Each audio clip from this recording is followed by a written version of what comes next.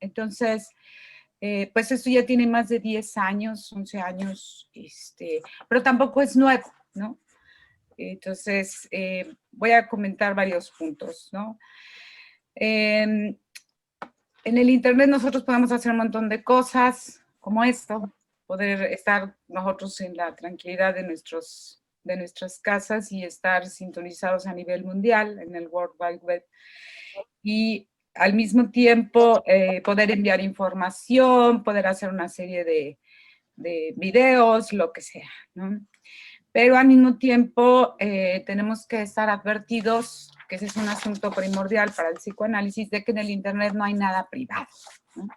Y eso fue algo que nos advirtieron Julian Assange, que hoy está preso en Inglaterra, Edward Snowden, que sigue en Rusia, por cierto, ya va a tener un bebé, y el profesor Martin Hilbert, que existe en California, ¿no?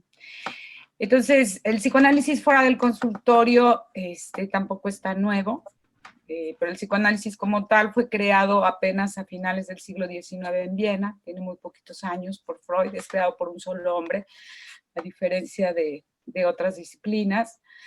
Y bueno, aquí el asunto que se vuelve complicado es que el psicoanálisis no soporta la presencia de terceros, ¿sí? No hay posibilidades, Freud lo dice en un montón de lados, porque es importante que el paciente hable en la intimidad del deseo que le habita, de sus padecimientos, de todo lo que quiera decir. No sé si ustedes recuerdan que Freud, ya muy anciano, decía que había escuchado tantas cosas de la humanidad que ya muy pocas cosas lo sorprendían, ¿no? Francamente.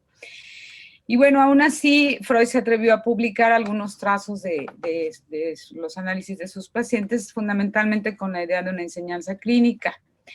En el caso de Lacan, él fue más lejos, él no solamente publica un solo caso, que es el caso de Meck, que es con el que se titula de la especialidad en psiquiatría, y nunca más volvió a publicar nada. A veces pequeños balbuceos sobre analizantes en sus seminarios, pero fuera de eso no hay nada, ¿no? Y bueno, la gente iba a analizarse, ya sea con Freud o con Lacan, o iban a Viena o iban a París, ¿no? Como Smiling Blanton, Abraham Gardiner, Hilda Doolittle, que fueron a Viena, o Gerard Haddad o Stuart Schneiderman, entre otros, que fueron a París a analizarse con Lacan, ¿no? Pero pues hoy podemos hacer muchas cosas a través del Internet. Hoy en 2020 se calcula que nosotros tenemos 20 zettabytes, es decir, uno con muchos ceros, con 21 ceros, nomás para que se den una idea de información que hay en la nube, en lo que se llama en la nube. Y ese es el cálculo. Yo creo que ahorita con esta pandemia debe haber más. Si no he hecho el cálculo actual, pero debe haber muchísimo más. Entonces, bueno, la información es muchísima. Y bueno, en el Internet opera fundamentalmente el deep learning y la inteligencia artificial, que son sumamente importantes, que pues son muy recientes, ¿no? Fundamentalmente la inteligencia artificial tiene alrededor del 2012 para acá. Y entonces consiste en que, digamos, son algoritmos que están hechos de tal manera que si uno muestra interés en cierto tipo de páginas, entonces a uno le aparecen ese tipo de páginas de lo que uno muestra interés. Entonces, si yo en mi Facebook muestro interés por páginas de psicoanálisis, entonces me van a salir muchas cosas de psicoanálisis, ¿no? O si nada más veo los posts de ciertos amigos, entonces me salen ciertos amigos y no me salen los otros. Entonces, así opera la inteligencia artificial, ¿no? Entonces, bueno, así operan todos. Google, Apple, Facebook, Amazon, Twitter, YouTube, todo opera así, ¿no? Entonces, miren, el asunto de que en el Internet no hay nada privado, como dice el profesor Hilbert de California, no es ni bueno ni malo, ¿no? El asunto es que la gente tiene que saberlo. Entonces, si uno va a trabajar en cuestiones clínicas a distancia, fundamentalmente por Internet, pues uno tiene que hacerle saber eso a la gente. Entonces, hay como ciertas cosas en las que se puede trabajar y otras en las que no, ¿no? Ahorita les voy a comentar más o menos esto. Por ejemplo, es preferible, por ejemplo, Zoom está bien para estas cuestiones y perdón, se me olvidó el nombre de la Evidence Box, que es en la que está el, el Congreso, está bien para este tipo de cosas, pero por ejemplo yo no lo recomendaría para sesiones virtuales, ¿no? Ahí es mejor una videollamada, ya sea por Skype o por WhatsApp, que son más privadas, ¿no? Privadas entre comillas, porque los dueños de las compañías de todas formas tienen acceso a toda la información, ¿no? Entonces uno tiene que estar advertido de esas cosas. Entonces, si nosotros vemos psicoanálisis fuera del consultorio, desde el principio hubo, ¿no? Tenemos, Freud atendió a Catarina en las montañas, caminando, ahí. Posteriormente, cuando Freud se iba cada año durante 3 meses a Polsteleinsdorf, en las afueras de Viena, que es una cantidad de kilómetros más o menos 9, se rentaba una casa y esa casa se rentaba también con habitaciones para todos los pacientes que iban a estar yendo a sesiones constantemente. Infortunadamente nunca pude conseguir más datos de cuál era el trato cotidiano de pues, los pacientes que estaban también en esa casa y que iban a sus sesiones. ¿Se acuerdan que Freud trabajaba de lunes a sábado, ¿no? Bueno, y Lacan también trabajó a veces en sesiones afuera, como una vez que le llegó una paciente que pues ella dice que viene a análisis porque su analista acaba de morir y entonces Lacan le pregunta, ¿y cuándo lo entierran? Dice, ahorita, en ese momento, dice, vámonos.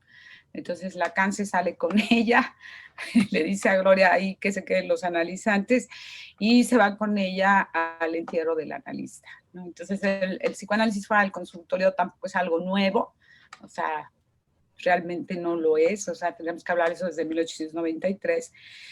Entonces, pero bueno, ahora pues esto es lo que se ha implementado en hacerlo en estas cuestiones online.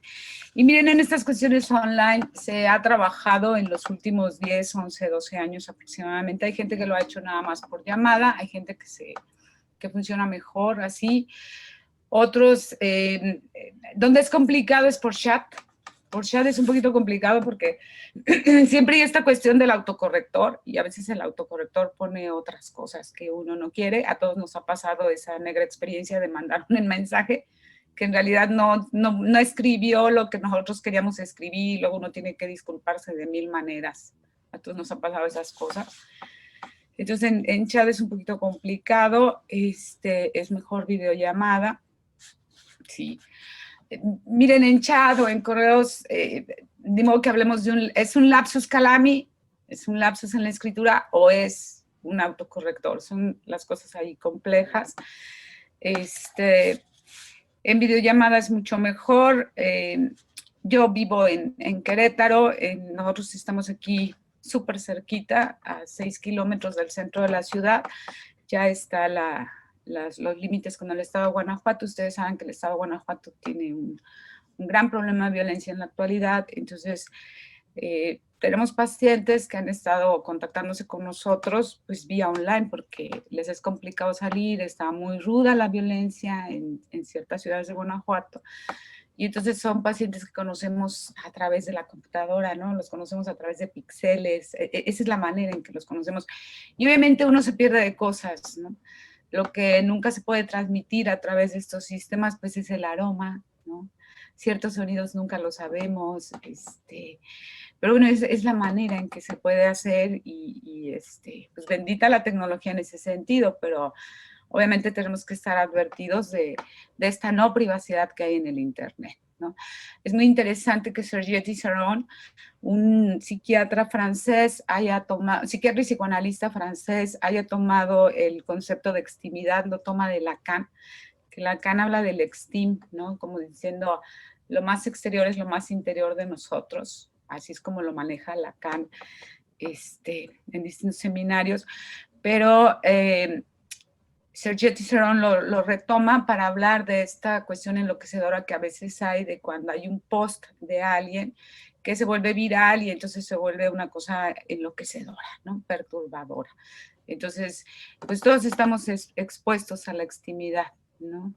Hoy con esto de Zoom, muchos profesores están muy preocupados de subir su información a Zoom y que el dueño de Zoom pues se quede con todo ese material, porque todo lo tienen grabado, es lo de menos, grabar absolutamente todo en lo que se conoce como la nube, que en realidad no es una nube, no son unas máquinas enormes de computadoras.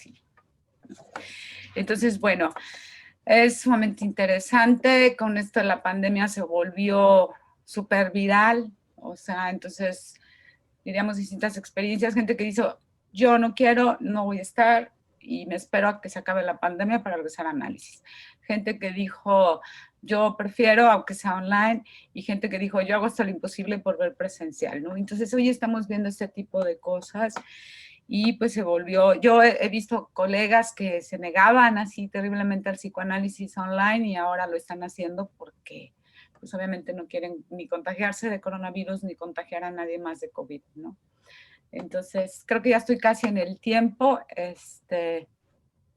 entonces, bueno, esto sería más o menos lo que yo quería plantearles, la dejé tal cual porque era lo que había escrito, pero pues obviamente con la pandemia estas cosas cambiaron y todavía falta, ¿no?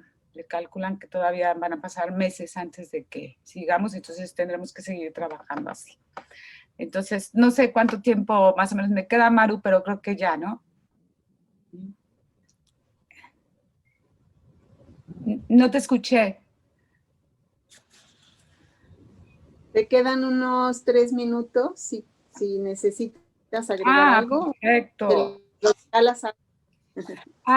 Sí. No, otras cosas que había puesto en la ponencia era, por ejemplo, que Lacan hablaba de los gadgets, ¿no? Y Lacan estaba como muy sorprendido de los gadgets y la televisión y ya, pues a él sí le tocó ver los viajes a la luna y cosas así, cosas que ya no le tocaron a Freud. Y Lacan apostaba en 1974 que los gadgets nos comen y se iban a acabar, ¿no? Se iban a taponear. Fue todo lo contrario, fue absolutamente todo lo contrario. Hoy nosotros en un celular inteligente tenemos todo, ¿no?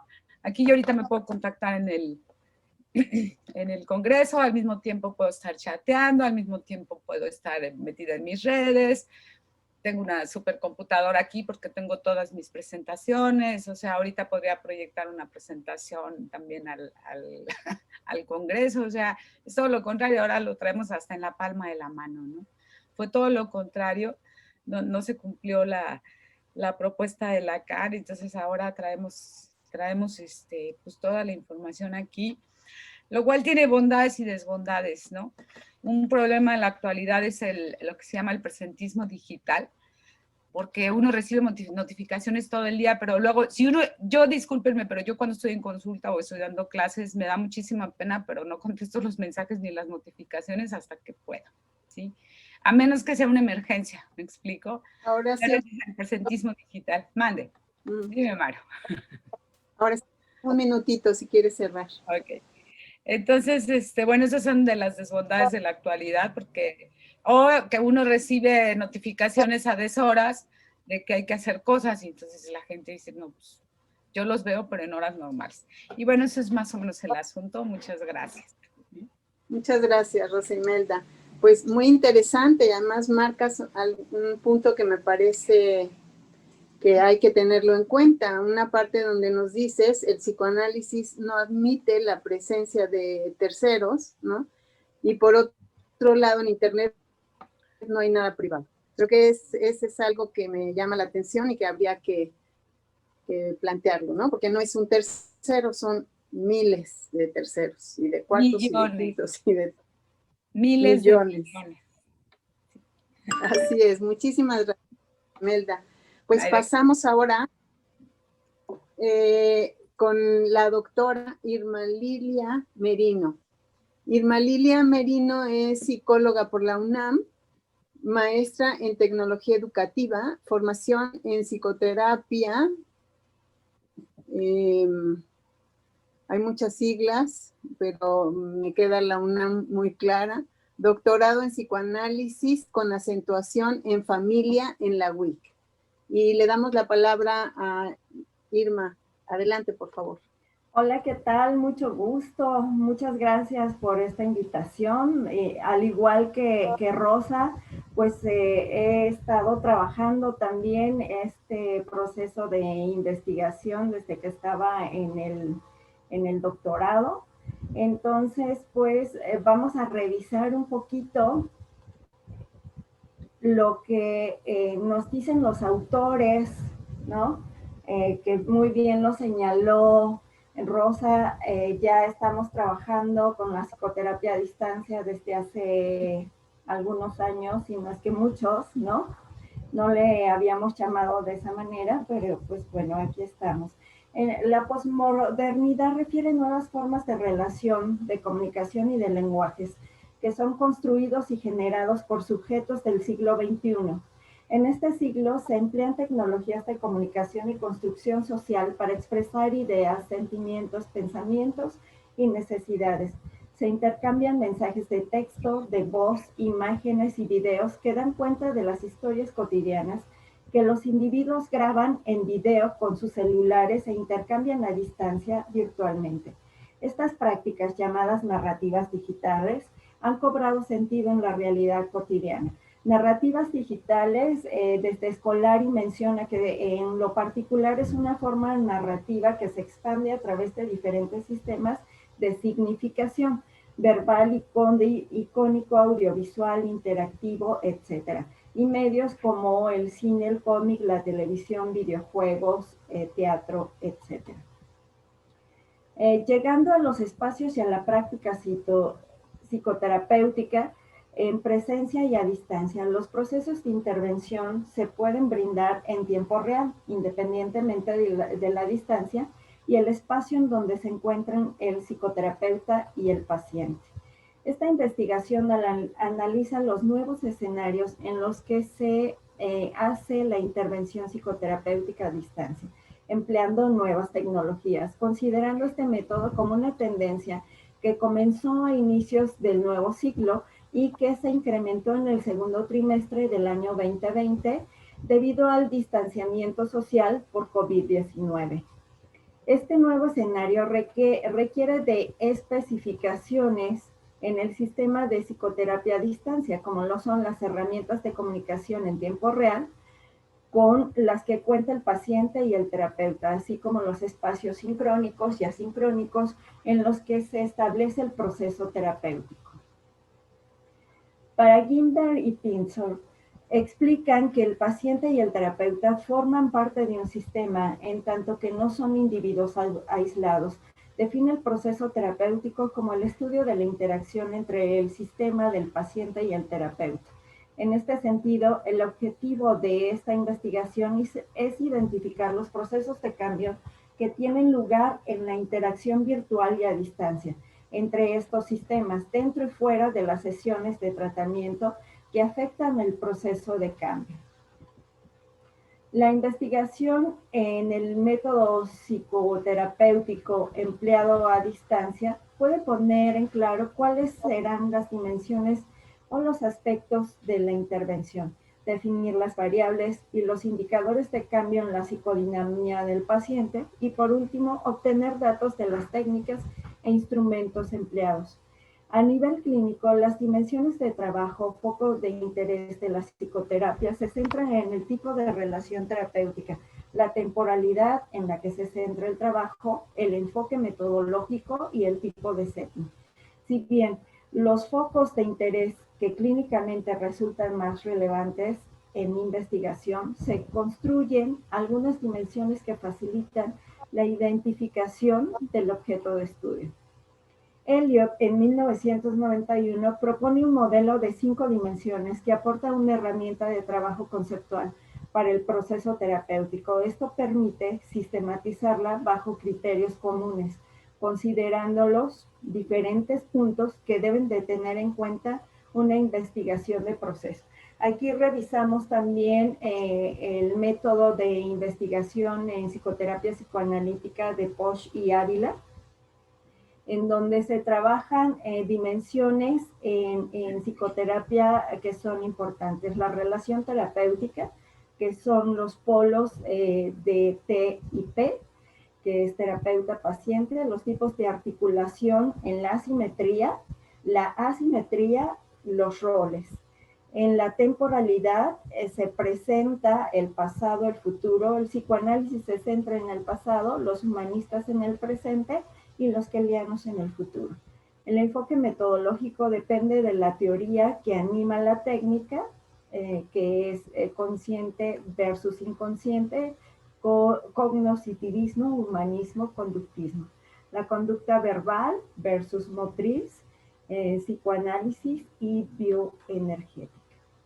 Las dimensiones del trabajo en la psicoterapia. Aquí algo que comentaba Rosa y que hemos estado revisando en relación al setting, en este distanciamiento social, es una de las posturas que se tiene más a revisar. El número de pacientes, el número de terapeutas, los observadores, las formas indirectas, los padres como mediadores, como bien también señalaba Rosa, no podemos descartar aquellos casos que revisó Freud a través de los familiares, ¿no? A través del padre. Bueno, en este sentido, la duración y la frecuencia individual o de alguna manera de grupos, la extensión, si es larga, los cambios estructurales cortas apuntan a los síntomas, las terapias breves, las terapias estructurales. En el caso de esta investigación, la cual empecé a trabajar cuando estaba en el doctorado en el 2015, con Claudia Villanueva, revisando la metodología de investigación en el psicoanálisis posmoderno, conviene más el trabajo en este sentido del estudio de microprocesos, que es una estrategia que se centra en el estudio de microprocesos de cambios dentro del tratamiento, dividiéndolo en pequeños segmentos. La comunicación tiene lugar entre el terapeuta y el paciente, todo aquello que es más significativo cuando aparece o cuando parece que se han producido cambios en el sistema del paciente. Y en este sentido, si había una resistencia anteriormente a trabajar con este tipo de herramientas, la situación por el COVID ha permitido que más psicoterapeutas o más psicoanalistas utilicen esta herramienta. Aquí se identifican los tipos de episodio terapéutico y por 4 componentes. Una, señal que indica la existencia de un problema o conflicto en el paciente que no es más que un conjunto de expresiones que el paciente realiza para indicar al terapeuta que ahí existe una situación conflictiva que requiere de algún tipo de ayuda. La 2, una intervención o acción del terapeuta encaminada a resolver ese problema. Y la 3, actuación del paciente como respuesta a la intervención del terapeuta. 4, el resultado de la sesión, que puede ser interesante, que aquí Posch y Ávila lo citan. También Orti, de acuerdo a los niveles de análisis y las dimensiones y los problemas epistemológicos a los que se enfrenta, es en este caso esta investigación o el estudio de microcomponentes es el nivel de los discursos y los significados, porque al trabajar a distancia, como bien lo señalaba la doctora Rosa, las significaciones se establecen no a través de la extensión, sino que se quedan referidas en sí misma cuando se da el mismo sistema de signos. Aquí trabajamos mucho con los nuevos conceptos que se están trabajando también en psicoterapia y las nuevas herramientas que utilizan los pacientes, ¿no? En el sentido de que ya tienen, por ejemplo, citas a distancia o utilizan algunas aplicaciones para relaciones. En principio, los discursos están articulados no por lo que se dice, se expresa o se significa en el contexto de formaciones culturales e ideológicas concretas y cambiantes, pero que imponen ciertos códigos definidos dentro de ellas mismas. En este nivel confluyen tanto lo cualitativo como lo cuantitativo. Los requisitos para el terapeuta, que es una preparación adecuada, Y aquí también hay algo bien interesante que empezamos a identificar personas que no habían utilizado esta herramienta o que no tenían la preparación como psicoterapeutas, empezaron a dar consulta o empezaron a dar terapia a distancia y vale señalar que este medio sí requiere un entrenamiento, sí requiere un análisis también a través del uso de estas tecnologías, ¿no? Vienen los requisitos del paciente y las variables de tratamiento en cuanto al sistema del paciente y el sistema terapéutico. Vamos a revisar un poquito lo que hice hace algunos años fue un cuestionario en donde se aplicó la validez de este cuestionario para identificar las técnicas empleadas en psicoterapia a distancia y las herramientas tecnológicas. Los resultados de esto, con estas 15 preguntas, me voy ahorita muy rápido, es que las herramientas tecnológicas que emplearon más los psicoanalistas es una computadora personal, el teléfono móvil, no en ese momento tanto, una tableta electrónica sí, cámara de web solamente un porcentaje y bocinas nada. El medio de comunicación que emplean las sesiones a distancia, correos electrónicos, Skype. Aquí todavía no trabajábamos con Zoom, ¿no? Trabajábamos más con Skype y llamadas telefónicas.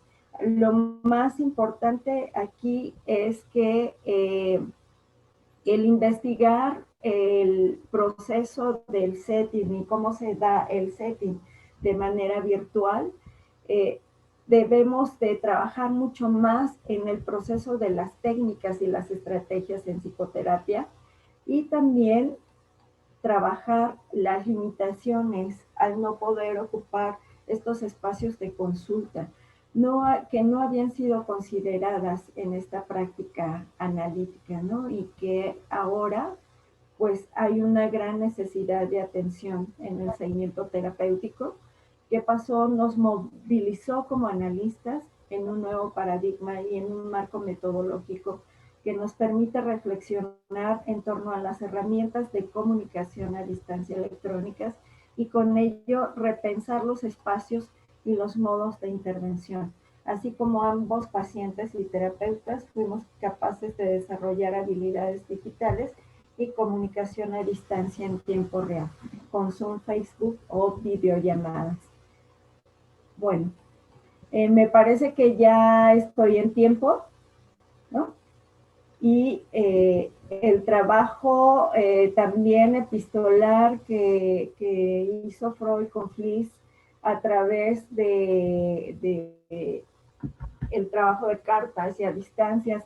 En fin, hay una gran variedad de lecturas que podemos utilizar y pues bueno, ahora esto es lo que estamos, ¿no? Estamos en esto, en estos nuevos tiempos de COVID, pues bueno, trabajando a distancia, ¿no?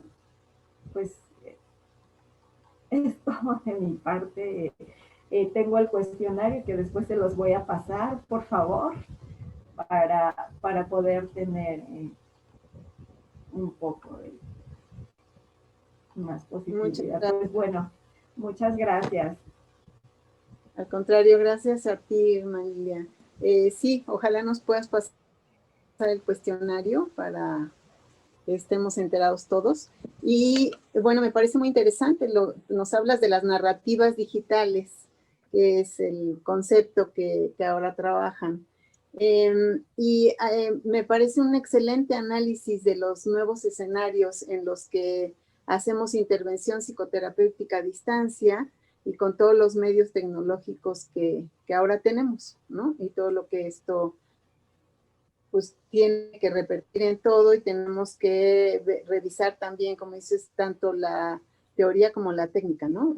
Así es. Muchísimas gracias. El método es fundamental, la técnica, Ok, muchas gracias. Así es. Gracias. Pues vamos a presentar ahora al doctor José Chertovsky, compañero y amigo queridísimo.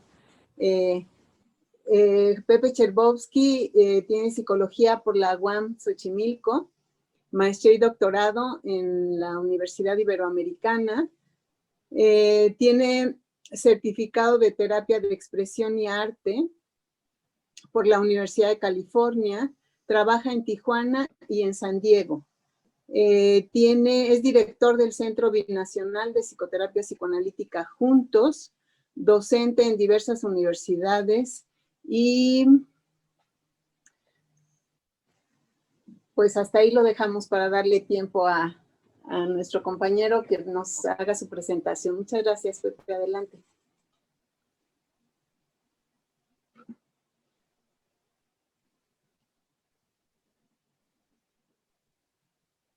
Abre tu micrófono, Pepe.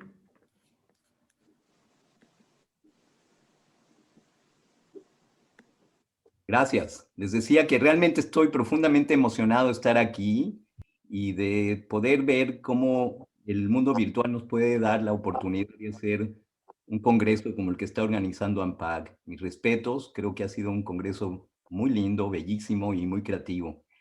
Yo voy a usar la línea de hacer un trabajo desde la perspectiva de la contratransferencia y la transferencia. Voy a tratar de presentarles a un terapeuta, a un analista de carne y hueso, yo diría, en donde voy a tratar de ir uniendo algunos aspectos teóricos, pero de verdad enseñándoles algunas cosas muy centrales de lo que he vivido en estos 9 meses, desde que empezó la pandemia en el mes de marzo. Jess, adelante con la que sigue, por favor. Solamente te voy a decir adelante para irnos muy rápido. Veo en mi pantalla un poquito chica la imagen, así es que voy a irme directamente yo también a mis hojas que tengo acá. Y si pueden ustedes mismos leer esta frase del doctor Weinberg, que para mí ha representado una gente que está haciendo un trabajo muy profundo en el campo de la telemedicina, parece nada más central enfocarme en que aunque de alguna forma hay muchos riesgos, indudablemente hay cosas que me llevan más a la parte optimista con la que empecé en relación a todos los cambios profundos y oportunidades que se están abriendo. La que sigue, por favor. Les cuento que cuando de alguna forma tenía que acabar por decidir cómo iba a llamarle a este trabajo, mi inconsciente me jugó chueco, yo diría, porque lo primero que pensé es, aparte del cambio de la parte presencial a la parte virtual, apareció Perdidos en el Espacio, que para la gente que de alguna forma está más allá de los 50, 60, fue un programa muy importante que tuve la oportunidad de ver más o menos alrededor de mis entre 8 y 10 años, en el año 1965. Y creo que es la mejor manera de poder empezar esta presentación. Así es que, por favor, adelante. Les voy a poner una escena que no sabía que existía y que estaba en mi inconsciente. Yes.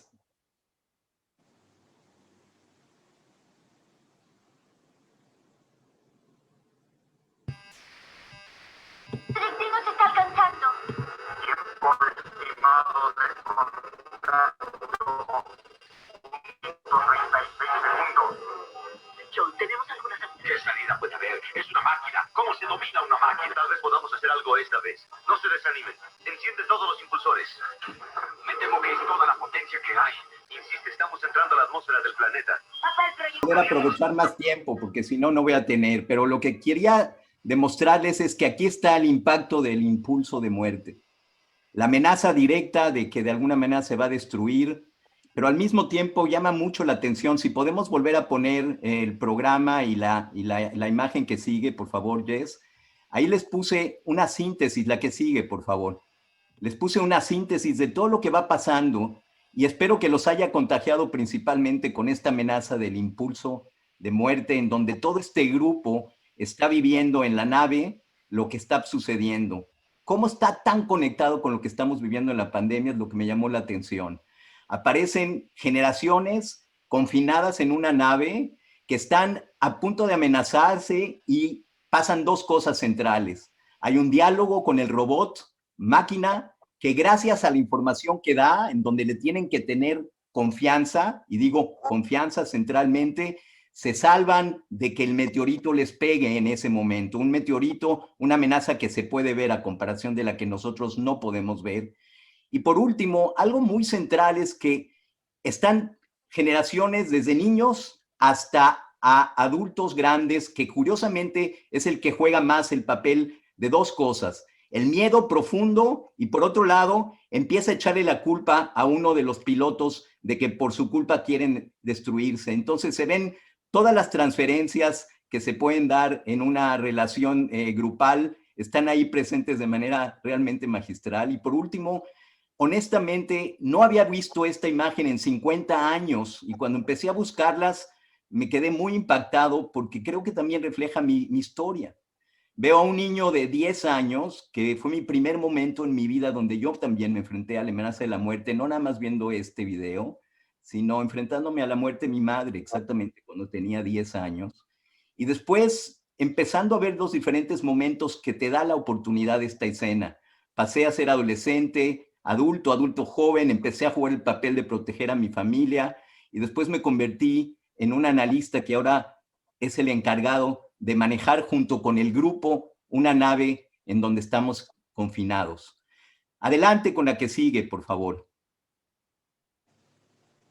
Jess, si me pones la que sigue es una escena que va, y que lo que más me gustaría transmitirles a ustedes es la escena exactamente de lo contrario, del impulso de vida que tenemos, que nos da la oportunidad de enfrentarnos en momentos tan amenazantes como los que estamos viviendo. Aquí me encantaría que, si tienen ustedes tiempo, lean completamente El Sueño, que lo tuve exactamente la primera semana después de que ya pude hacer la migración completa de mi trabajo clínico al mundo virtual. Es una escena muy especial porque llevo 5 días empezando ya a trabajar, empezándome a acostumbrar con mucho miedo, y de repente sueño que estoy tratando de prender la computadora y que dentro de muy poco tiempo va a empezar una sesión de grupo.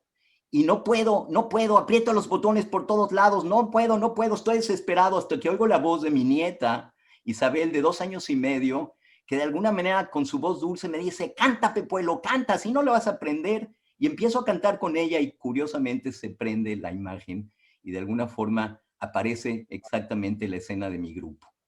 Está Isabel del lado izquierdo ahí echándome ganas en este momento, cantando conmigo, y por otro lado puse una imagen central porque este video, donde la canción que de alguna manera sale es la canción de Baby Shark, que seguramente todos conocen, porque en YouTube, curiosamente, está en primer lugar a nivel mundial del número de reproducciones que este video ha tenido. Ya le ganó a Despacito, por cierto, nuestra canción tan linda latina. Pero es una imagen de un tiburón que en mi solución de compromiso, en mi sueño, hago de un tiburón muy grande, un tiburón chiquito. Lo curioso es que en esta canción están todas las generaciones tratándose de proteger, y otra vez está la parte intergeneracional que ha sido tan importante. Adelante con la que sigue.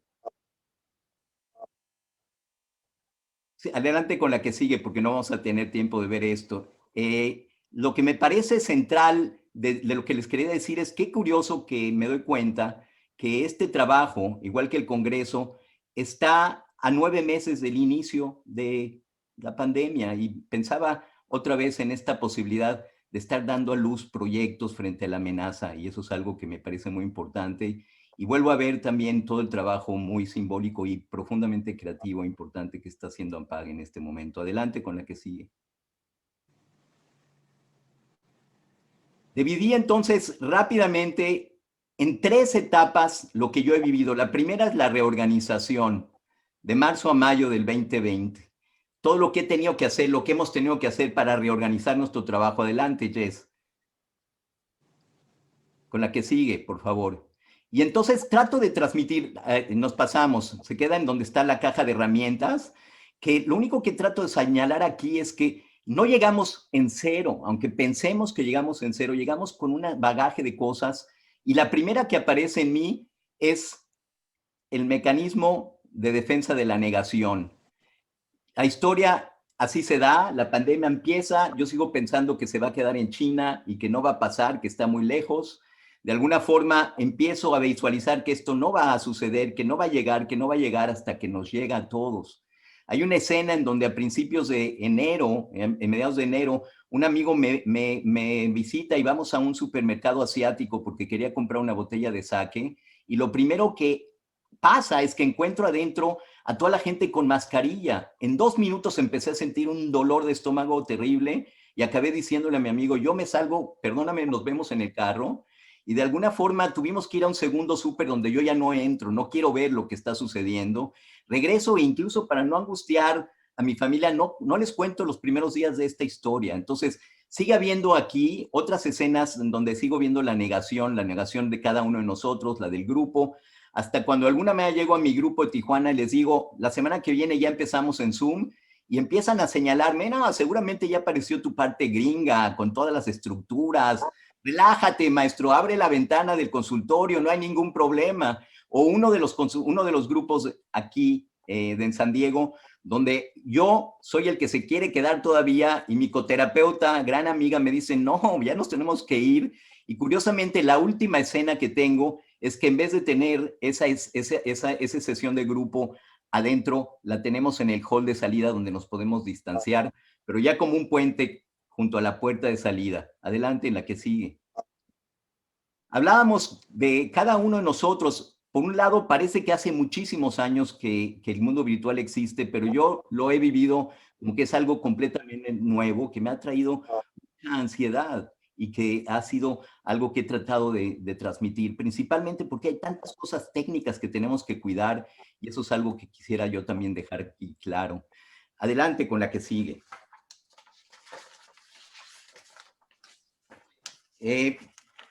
Hablaba otra vez de cómo cada uno de nosotros viene con miles de cosas en su formación, pero también realmente decirnos a nosotros que en los últimos 15 años, no solamente por la investigación, sino por la vida cotidiana, nos hemos tenido que enfrentar a meternos al mundo del Internet. Y Weinberg lo divide en 3 cosas que me parecieron muy, muy interesantes. Él dice que la primera es, vamos al Internet para conseguir cada vez más información de todo tipo. La segunda es, vamos al Internet para hacer transacciones comerciales. Si me quiero subir un avión, si quiero hacer una reservación de un hotel, sigamos adelante con 50,000 ejemplos que poco a poco hemos tenido adentro de nosotros. Y la tercera es todo el campo relacional, donde ustedes mismos ya empezaron a hablar de todos estos ejemplos. Adelante. Lo último que quiero decir en esta primera fase es que yo acepto que en mi trabajo o en mi concepción siempre he tenido un prejuicio, o lo tenía, de lo que era el trabajo virtual, siempre señalando que no es lo mismo y que la parte del contacto físico es algo que nunca se va a poder quitar. Y hay una parte mía, indudablemente, que tal vez lo sigo pensando y eso lo podemos discutir después en este foro, pero me da la impresión que de verdad cambió completamente y tuve que enfrentarme a romper el estereotipo. ¿Qué me ayudó? Primero, la oportunidad de tener un paciente que de alguna forma me ha ayudado en verdad en casi 3 años a cambiar y a ver la intención y la fuerza de lo que puede ser la parte contratransferencial. Y de ahí nos seguimos a la que sigue. La segunda, el autocuidado, es algo que dejo ahí. La que sigue.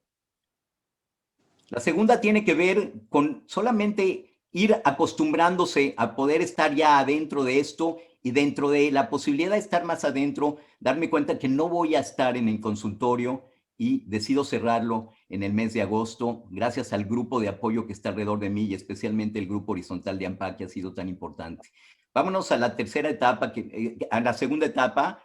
Ahí estoy saliendo de mi consultorio, se ve en la parte de atrás las cajas. Adelante con la tercera, por favor.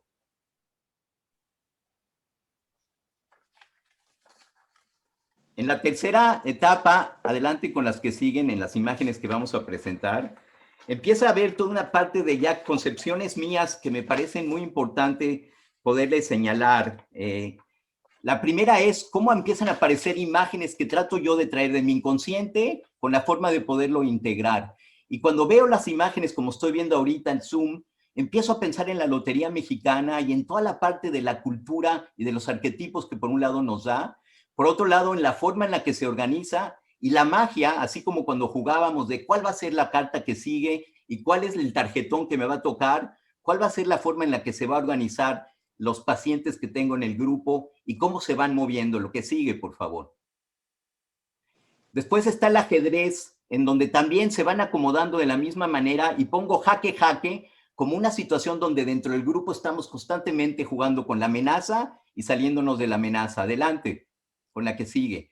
Esta es sensacional porque asocio a los títeres, donde así los veo ahorita. Estoy nada más en mi cuerpo, pero no se ve todo mi cuerpo y hay alguien que está moviéndolo y ese alguien soy yo viéndome a mí mismo y eso es la otra parte. La otra asociación que tengo es exactamente la intensa conexión con los cuadros de Mussorgsky, como mis grupos ya no son grupos nacionales, sino tengo gente de diferentes lugares del mundo y eso me implica no sé cómo va a ser cuando regrese. Adelante, con la que sigue. Vamos ya a la última parte. ¿Dónde queda la bolita? Hay miles de cosas que ahora tengo que controlar y esto angustia principalmente en dos cosas. Una es lo que dijeron de privacidad y a dónde se quedó el teléfono, que acaba siendo ya una dependencia profunda. Sé que estamos en tiempo, si me dan un minuto más para poderme ir directamente a las conclusiones, quisiera de alguna forma tener la oportunidad. El tiempo es una cuestionación que estoy diciendo, bueno, ¿qué va a pasar con el tiempo? ¿Cuánto de alguna forma podemos seguir manteniendo las mismas sesiones con la misma duración? Adelante con la que sigue. Hice una encuesta a todos los gentes de mis grupos y ya no voy a tener tiempo de decirles, pero está claramente la parte de la comodidad, la que sigue, por favor, y la parte de la accesibilidad, la diversidad, la libertad de movimiento y la posibilidad de compartir más información personal. Y la parte negativa es que siguen diciendo, adelante con la que sigue, que de alguna forma no hay nada como los tamales y un cafecito calientito, la sensación de que no va a haber nunca una conexión distinta. Hay otras conclusiones, pero las dejo porque no he podido pasar. Este trabajo me ha ayudado a poder tener una perspectiva central de lo que está pasando en mi trabajo. Paso con otras conclusiones a la siguiente hoja. Una de ellas es que gracias a lo que se cierra también se han abierto muchísimos proyectos. Uno en especial que a mí me tiene muy ilusionado y lo podemos platicar, se llama Psicoterapia sobre Ruedas. Y por último, me encantaría leerles la última página en donde me pregunto a mí mismo, ¿qué es lo que de alguna forma me llevaría cuando estaba haciendo mi mudanza? Y dije 3 objetos que me encantaría que cada uno de ustedes también pudiera pensarlos. El primer objeto que tomé es un diario que tenemos desde hace 20 años, un grupo de amigos, 8 amigos que somos amigos desde que tenemos 4 años y nos vemos una vez al año y escribimos cosas profundamente privadas, pero también chistosas, etcétera. Pero me encargaron a mí, siendo el que tiene el consultorio, de guardarlo yo. Me lo llevaría seguro, porque lo que estoy viendo ahí es la importancia del vínculo. El segundo es agarrar un cuadro muy simbólico que un paciente cuando se terminó su análisis me regala, donde lo que veo ahí es la capacidad de llevarme a mis pacientes y la parte de la posibilidad de reparación.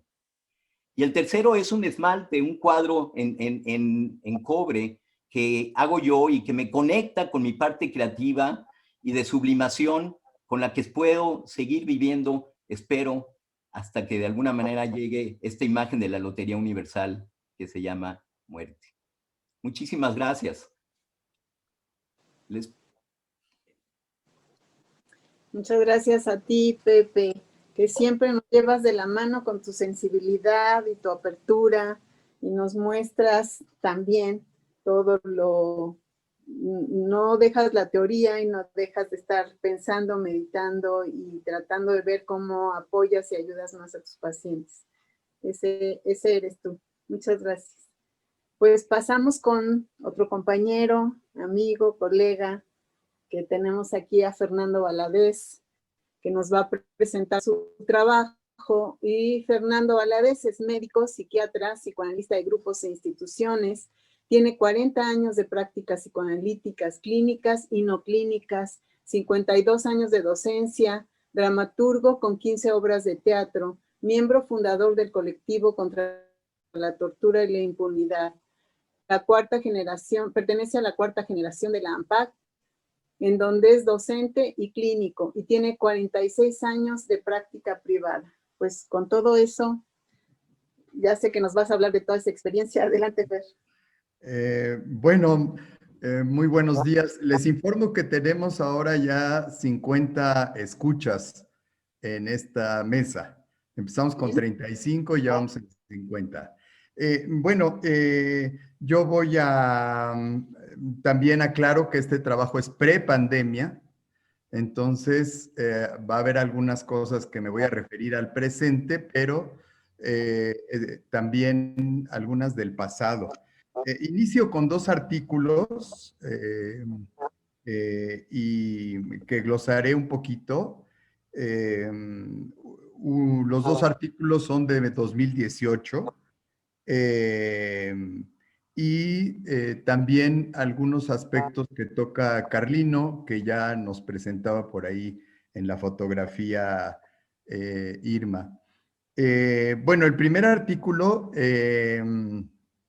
Tecnologías digitales en psiquiatría, presente y futuro, es de Hirschtritt e Insel, publicado en la revista Focus de la American Psychiatry Association.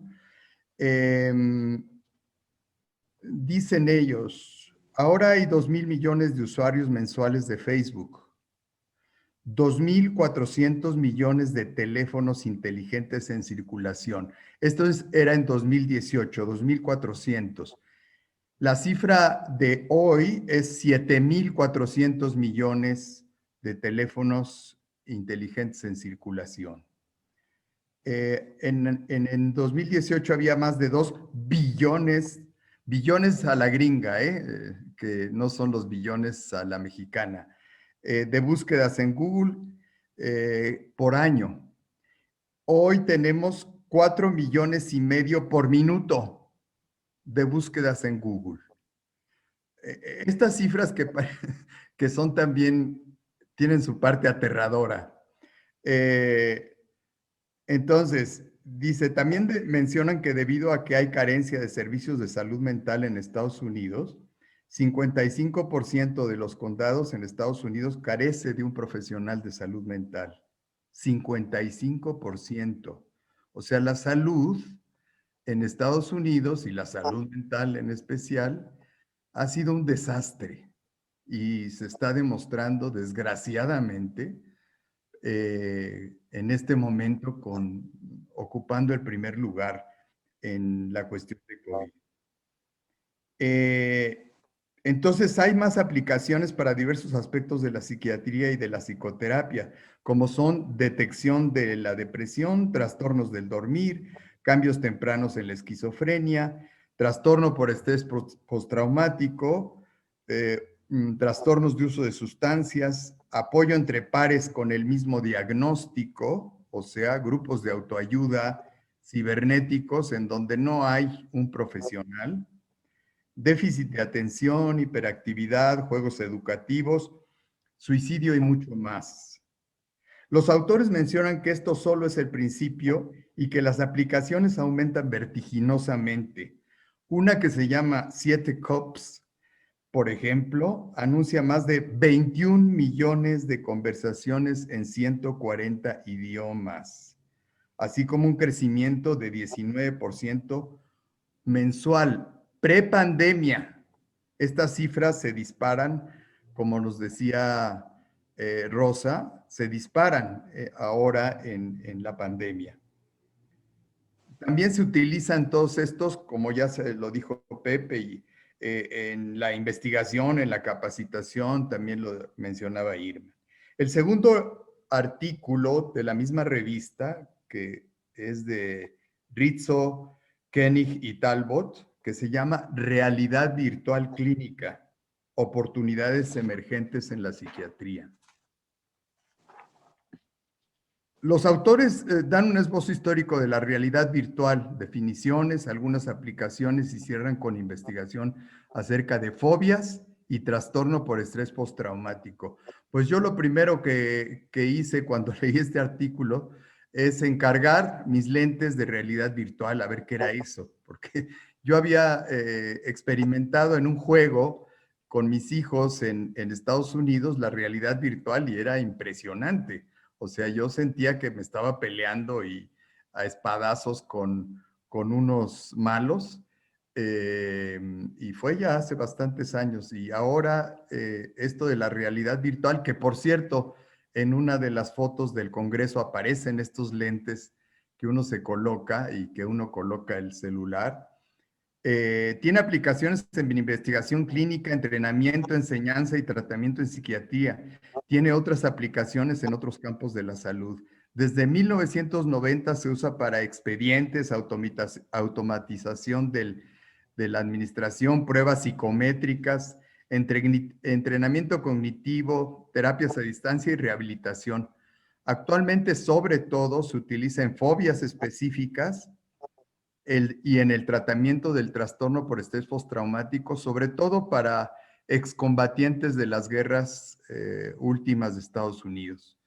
También se usa para depresión, ilusiones paranoides, tratamiento de adicciones, disminución de las molestias en los pacientes con cáncer que reciben quimioterapia, disminución del dolor agudo durante el periodo de cuidado de las heridas y la fisioterapia en pacientes quemados. La mejoría de las alteraciones de la imagen corporal en los pacientes con trastornos de la alimentación, la navegación y el entrenamiento espacial en los niños y adultos con alteraciones motoras. Uso exitoso en el tratamiento del temor a los vuelos, la claustrofobia, la acrofobia y la fobia a las arañas. Reportan diversos casos de terapia de exposición a realidad virtual y mencionan la realidad virtual para el tratamiento del trastorno por estrés postraumático, sumergiendo a los usuarios en simulaciones de ambientes relevantes al trauma, en los cuales la intensidad emocional de la escena podría controlarse con precisión por el clínico. Recuerdo una intervención que hizo mi hija en la zona indígena de Chiapas, en donde un niño no comía, estaba muy triste porque se había caído a un pozo y entonces estaba enfermo de susto. Lo que impulsó mi hija conjuntamente con los iloles médicos tradicionales de Chiapas fue llevar al niño al pozo, volverlo a meter en el pozo y se hicieron algunos rezos y algunos ritos por los iloles chiapanecos. Saliendo el niño, empezó a jugar, empezó a hablar, empezó a comer. Entonces, esto es, muchas veces hay que tener mucha cautela de revivir el trauma, pero es lo que hacemos en nuestro trabajo psicoanalítico. Y con esta cautela de no retraumatizar, sino al contrario. Y la realidad virtual, estos lentes de la realidad virtual nos ayudan a eso. El libro de Carlino es un clásico del 2010, está muy centrado en los tratamientos a distancia vía telefónica y por texto. Es un libro que fundamenta adecuadamente los tratamientos a distancia. Me da la impresión que desea probar el método y convencer a sus colegas psicoanalistas argentinos de la APA. Él da algunos ejemplos, plantean desde el encuadre la posibilidad de sesiones psicoanalíticas a distancia. Otros casos son, como mi experiencia por diversas causas, incluyen sesiones a distancia, cuando ya ha habido tratamiento presencial previo. Bueno, yo empecé a trabajar con la Universidad de California en 1985, reintegrando familias, cuando la tecnología era verdaderamente un desastre todavía. Entonces, entrevistábamos al migrante, más bien entrevistaban al migrante en la Universidad de California, en el Spanish Speaking Mental Health Research Center, y aquí en México entrevistábamos a las familias. Bueno, esta experiencia, y aprovecho para decir el comercial, vamos a trabajar otro conversatorio de migración la semana que entra, el fin de semana que entra. Bueno, entonces Carlino, pues ya es un clásico del psicoanálisis a distancia, muy recomendable para los que no lo hayan leído. Los alcances son múltiples, los retos son las investigaciones para perfeccionar las técnicas, siempre con la ética por delante, en beneficio de pacientes y sus familias. En la actualidad ha habido una explosión de la telepsicoterapia, telepsicoanálisis y más por la pandemia. Bueno, algunas de mis experiencias. Actualmente tenemos en curso una investigación acerca de tortura y maltrato en estaciones migratorias.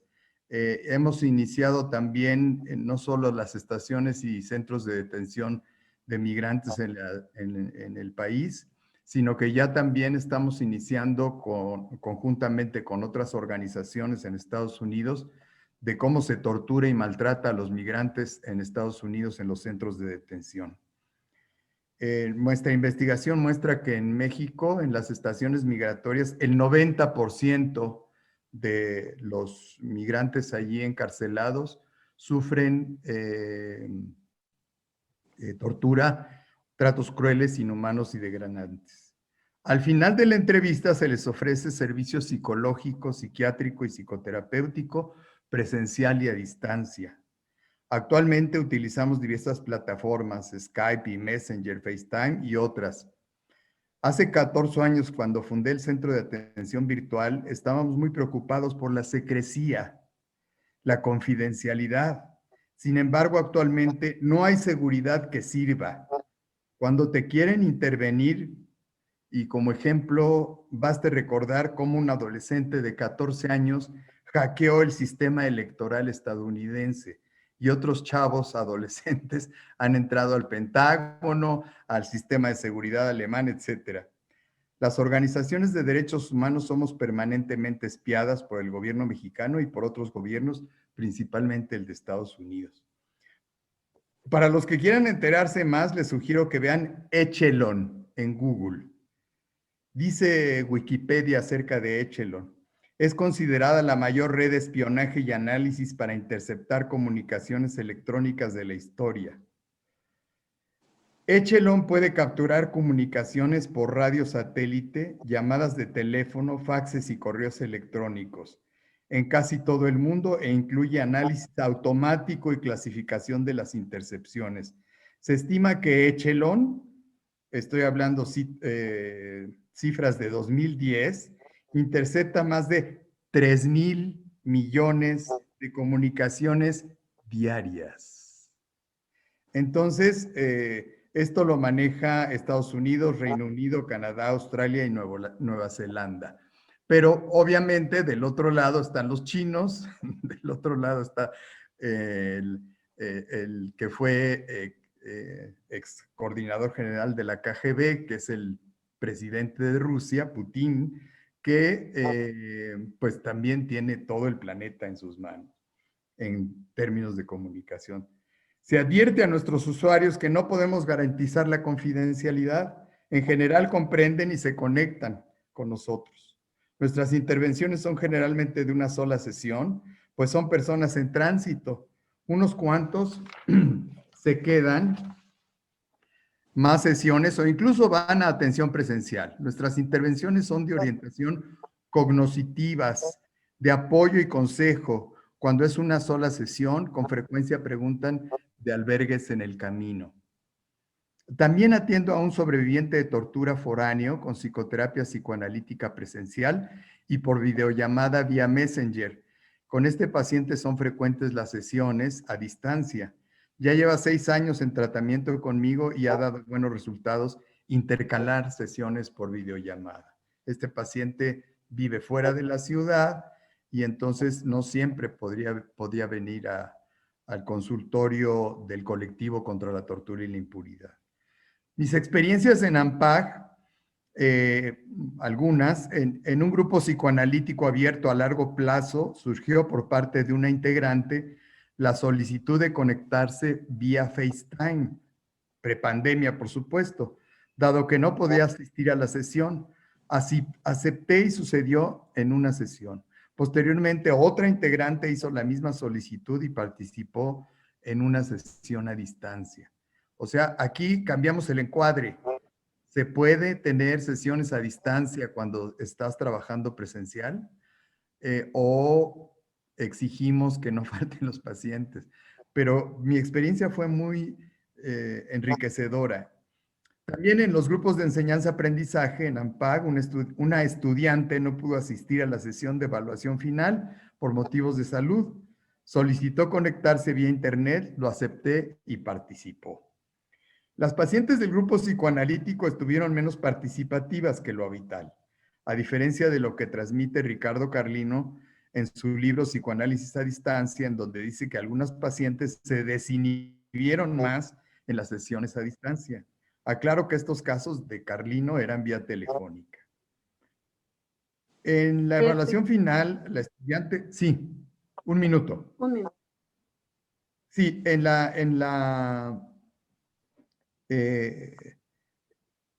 evaluación final, el estudiante participó de la misma manera que sus compañeros. Actualmente tengo un grupo psicoanalítico a largo plazo en AMPAG. Tengo una paciente individual ecuatoriana y tengo también algunos, tenía la presentación de algunos casos, pero bueno, como conclusión, estamos aprendiendo todas y todos. O sea, yo a pesar de que empecé en 85, pues empezamos con unas técnicas rudimentarias, pero hemos ido perfeccionando y tenemos que reflexionar, aprender diariamente y estar preparados sobre todo para las interrupciones, los hackeos o cuando tienen problemas los pacientes con conectarse. Entonces, por ejemplo, siempre tengo el celular a la mano. Hay pacientes que les está fallando el internet, entonces los meto con videollamada o con llamada y entonces podemos continuar las sesiones grupales. En mi consultorio privado, por supuesto, también tengo sesiones a distancia. Principalmente soy un individuo de alto riesgo por mi edad y por otras cositas. Muchas gracias por su atención. Encantado de compartir con ustedes. Gracias, Fer, muy amable. Bueno, hay muchos comentarios, pero yo quisiera primero transmitirles las felicitaciones del público y unas preguntas que por ahí ya han salido para ver si tenemos el tiempo suficiente. Primero, Areli Muñoz dice que muy interesante investigación que nos invita a reflexionar sobre nuestro quehacer terapéutico en este tiempo. Felicidades, Irma Merino. Alina Wasson-Wartz, una queridísima amiga ampagiana por la adopción de ella y de nosotras. Te saludo, Alina. Dice, felicitar con un abrazo cálido al doctor Chervovsky, gran trabajo y nostalgia por el maléfico doctor Smith del imperdible programa Perdidos en el Espacio. Claudia tiene una pregunta. Dice, ¿cuáles son las modificaciones más importantes, si las hay, en el vínculo paciente-analista en el trabajo a distancia? ¿Quién de ustedes quiere comentar algo? ¿O todos? Adelante, Pepe. Perdón. Realmente mi primera forma de responderlo, porque creo que podríamos hacer una mesa completa sobre esta pregunta, pero yo la pondría en el reto de seguir generando confianza. La confianza me parece que es un reto profundamente importante por lo que hemos estado hablando, que se cruza en relación a la alianza terapéutica que tú vas construyendo con tu paciente, con tu grupo, pero que de repente hay tantas amenazas constantes que yo creo que yo tendría que pensar que tendríamos que investigar mucho más cómo está transformándose la relación de confianza en este momento, por las cosas que decíamos de diferentes formas, ¿no? Curiosamente, en mi experiencia siendo un analista que me formé en México, pero que trabajo en Estados Unidos, todo el tiempo tengo los códigos de los dos lados. Por ejemplo, yo no puedo utilizar cualquier tipo de conexión para conectarme con mis pacientes en Estados Unidos, porque podría tener hasta incluso una demanda. Tuve que irme a ver cuál era, dentro de todas las posibilidades, la plataforma que tenía más aprobación para la asociación a la que yo pertenezco, y tuve que comprar, por ejemplo, en este caso, un Zoom que está más encriptada la información y que nos da la oportunidad de tener la seguridad de hacer el campo de la telemedicina. Entonces, lo pongo nada más en este ejemplo, mientras que a lo mejor cuando cruzo la frontera y estoy en México, la sensación de que puedo comunicarme, como dice Fernando, con un paciente por teléfono, porque de alguna forma ya no sirve el Internet, abre mi creatividad, mi sensación donde no me siento visto a las 24 horas, pero curiosamente eso no lo puedo hacer dependiendo de dónde estoy trabajando con mis pacientes. Entonces, vuelvo a insistir que yo lo dejaría aquí. La palabra trust, confianza, es la que yo creo que sería interesante seguir explorando. No sé cómo lo vean los demás. Adelante, Rosa Imelda. En la investigación que nosotros hicimos, observamos que había, digamos, hay demanda, hay transferencia, el vínculo sigue siendo el mismo, eso ocurre. O sea, si la gente quiere seguir con alguien, por eso se implementó lo de distancia, porque la gente se mudaba de ciudades o porque se enfermaban. Entonces, por eso se implementó. Entonces, en ese sentido se mantiene. Lo que sí, pues ahora es a través de píxeles o a través de llamadas o cosas por el estilo. Sí hay modificaciones en las plataformas, ¿eh? Sí hay. Por ejemplo, Zoom en este año pasó de 10 millones de usuarios a más de 200 millones de usuarios, ¿no? Y efectivamente está teniendo una serie de críticas porque está siendo constantemente hackeada. De lo que yo estuve investigando, lo mejor es no tener esa cosa recurrente, sino cada vez siempre generar un nuevo vínculo. Es lo mejor para evitar los hackeos. Si trabaja uno en consulta singular, en individual, pues yo prefiero la videollamada de WhatsApp, ¿sí? Es más privada porque el dueño de WhatsApp se lo vendió a Zuckerberg, a Facebook, pero una de sus cláusulas es que sea totalmente privada. Por eso es una red que se ha mantenido muy bien, a diferencia de Facebook, Twitter, las otras redes donde uno se puede meter por cualquier lado, ¿no? WhatsApp tiene eso.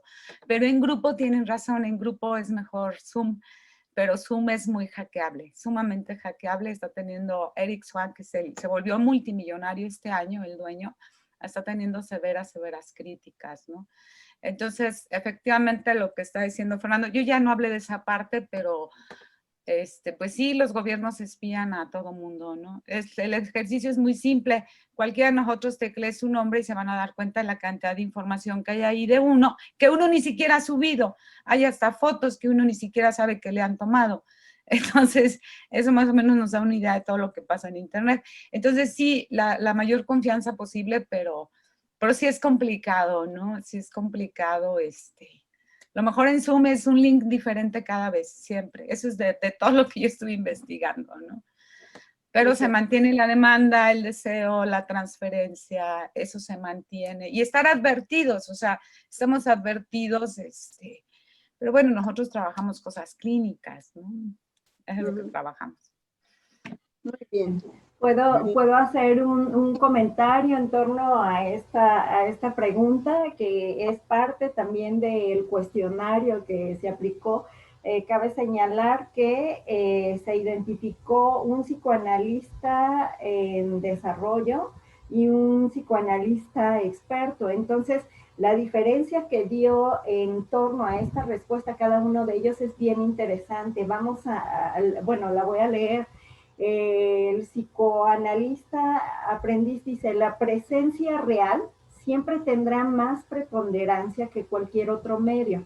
Sin embargo, las formas de comunicación virtuales cada vez son más naturales para la sociedad, por lo que no es un obstáculo tan grande para que se dé un buen vínculo para trabajar. Sin embargo, hay que tenerlo en cuenta en nuestra labor y estar atentos a no quedar visualizados como una especie de robot que da terapia. Y el psicoanalista experto dice que la sensorialidad y la efectividad hablando desde el vínculo, desde un enfoque teórico de Winnicott, Bion y Meltzer, ¿no? En donde se trabajan este tipo de vínculos más en el aspecto, la relación que se da entre el paciente y el psicoanalista, están mucho más vinculadas, se puede decir, ¿no? Estamos trabajando más el proceso del vínculo, ¿no? Aquí, algo que comentaba Rosa, cuando una paciente te dice, yo no quiero ya ir al consultorio y en esta etapa de pandemia, y pasan los meses y después, oye, ¿sabes qué? Siempre sí, y se conectan. Eh, la transferencia, la contratransferencia también a través del medio y también el vínculo que queda establecido es un proceso muy importante, ¿no? Que sostiene al paciente. Entonces, todos estamos aprendiendo. Adelante. Irma. Perdón, sí, es que nos quedan unos minutitos, pero adelante. Sí, nada más agregaría que es diferente cuando has tenido previamente relación con los pacientes a cuando son pacientes de primera vez. Yo ahí he visto diferencias importantes, entonces eso hay que tomarlo muy en cuenta. La otra parte es que en términos corporales tenemos una relación de objeto parcial. O sea, aquí nos vemos la cabeza, nos vemos un poquito a veces el tórax, pero no sabemos qué pasa con las piernas, qué pasa con el cuerpo en su conjunto. Los que consideramos que el psicoanálisis no solo es palabra e idealización de la palabra, sino que también es emociones y cuerpo, pues creemos que siempre hay que incluirlo. Y aquí tenemos, a mí me desespera a veces porque yo quisiera ver el cuerpo completo de mi paciente o de mis pacientes en el grupo y pues no se puede. Entonces, creo que esto, ahí lo dejaría porque faltan preguntas. Sí, hay una que creo que ya estás entrando, de hecho, a responderla, pero no quiero que se me vaya el tiempo y dejar de comentarles las felicitaciones que han tenido. Entonces, primero, Jorge Margolis dice el trabajo de Pepe, felicitaciones por su creatividad y la invitación a que todos hagamos un esfuerzo para entender el monstruo de la pandemia. Claudia, felicidades a la mesa, grandes trabajos. Mijael, muchas felicidades, excelente mesa para reflexionar. Y aquí ya nada más unos 2 minutitos, 3, para que me gustaría también que, como vayan participando, tengan unas palabras de cierre, pero hay un anónimo que nos dice, ¿consideran que en la psicoterapia a distancia funciona mejor la videollamada o el teléfono, sin imagen, dice? ¿O no hay diferencia? Por eso decía que Fernando un poco está centrando en esto de la necesidad de ver al paciente completo. Si tienen algún comentario rapidito y un cierre a la mesa. Bueno, efectivamente, por ejemplo, tengo pacientes que veía cara a cara y que, sin embargo, me pidieron telefónica, como que no quieren que las vea en pijama o a veces quitándose las lagañas de los ojos. Entonces, hay esta situación de que hay personas que se sienten más cómodas en la telefónica y hay personas que se sienten más cómodas en la videollamada. El grupo, ahí sí pues fundamentalmente es audio y video, pero como dije anteriormente, a veces hay que usar el teléfono y colocarlo como una situación emergente, ¿no? Hay que tener plan B, como decía Rosa, en el Zoom sobre todo y en todos. Plan B si se te va la luz, si te hackean, si se te va el internet, hay que tener siempre plan B ante las vicisitudes. Es muy importante porque si no tienes plan B, pues se te puede arruinar la sesión, ¿no? Entonces, siempre tener un plan B. Gracias. 2, 3 felicitaciones más. Y les pido un cierre, pero así 1 minuto, porque si no, entra a la siguiente mesa y... Bueno, dice Grete Largueta, muchas felicidades por la mesa, coincido en la importancia de investigar sobre cómo mantener, establecer, generar el vínculo terapéutico en lo virtual. Andrés Tobilla, saludos afectuosos a la mesa, me parece que es importante que se pudieran combinar sesiones presenciales y online. Y Arlet Yunes, excelentes ponencias. Una palabra, una frase con la que despiden la mesa, por favor. A ver, pues yo. Así, una. Estar abiertos, esperemos que la pandemia termine cuando sea posible y pues obviamente preferimos siempre lo presencial, pero pues lo virtual también es lindo, ¿no? Muchísimas gracias, Rosa. Adelante. Si no nos vamos. Pues me gustaría decir que la migración, en este caso, a las nuevas tecnologías, nos atreve a hacer más investigación en el sentido de narrativas digitales, que es donde están trabajando nuestros pacientes. Y pues bueno, muchas gracias a todos. Muchas gracias, Irma. Adelante. Si yo me tuviera que ir por una línea, tenía como 3, pero me voy a quedar en una principal, es regalarle a todos los que nos está escuchando y a la gente que trabaja en el campo de la salud mental, de tener un diario adentro de nuestro consultorio, no importa si es el presencial o el virtual, y cuidar también nuestra salud, pero también descubrir todo lo que está pasando adentro de nosotros mismos en este nuevo mundo.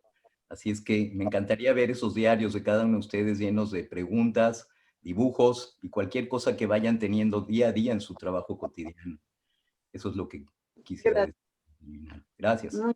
Bueno, yo les diría que esta técnica llegó para quedarse.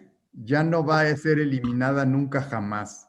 Y eso nos da la posibilidad, además, de tener pacientes en todo el planeta. Y concretamente le quiero invitar a AMPAG a que se desarrolle un proceso de invitación y de promoción del psicoanálisis, de la psicoterapia grupal a nivel mundial, porque tenemos muchas cosas que decir, sobre todo en los países de habla hispana. Y gracias, Fer. Muchas gracias a todos. Yo creo que sí vamos a tomar muy bien todas las propuestas que nos están haciendo y las recomendaciones, y fue un honor para mí trabajar en esta mesa con todos ustedes. Muchísimas gracias. Gracias, Ampar. Gracias, bueno, Ampar. Gracias, Maru. Gracias al público. Gracias, Maru. Jessica, gracias. Gracias a todos. Buen día. Gracias.